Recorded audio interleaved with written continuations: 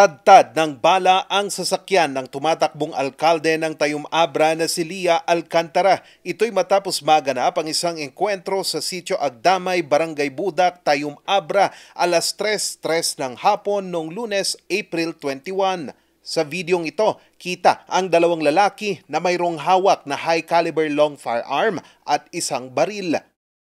Nagkasalubong yung grupo ng mga kalalakihan sa grupo ni Walter Tugade na isa na rin na tumatakbo bilang SB member ng nasabing bayan ng Tayum.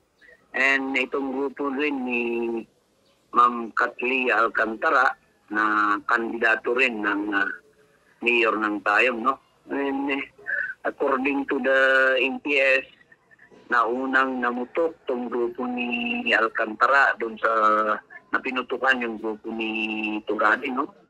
Gumanti naman ng putok ang grupo nila Tugade at pinaulanan ng bala ang convoy nila Alcantara. Dead on arrival sa paggamutan si JR Tanura, 27 anyos, habang sugatan naman si Jordan Claustro Barcena. Pero makalipas ang isang araw, pumanaw din si Barcena ayon sa kumpirmasyon ng Abra PPO. Habang rumeresponde ang mga pulis sa engkwentro, nakarinig ang mga ito ng putok ng baril at naharang nila ang isang itim na pick-up. Nahuli yan driver ng nasabing pick-up ng caliber 45 pistol, no? Na may magazine, na may bala na rin. Then may sinerch yung sasakyan, may nakuha uli na another caliber 45.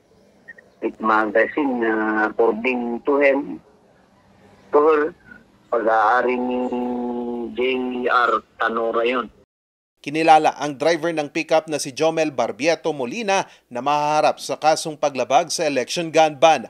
Wala namang nasugatan o nasawi sa grupo nila Alcantara.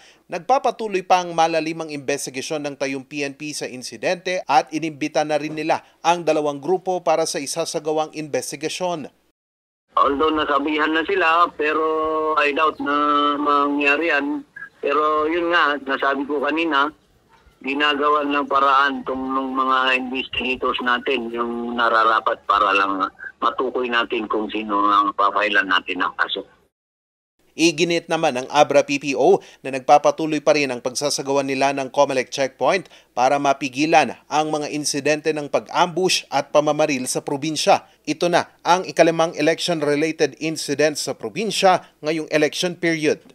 Charles Nicolimon, RNG News.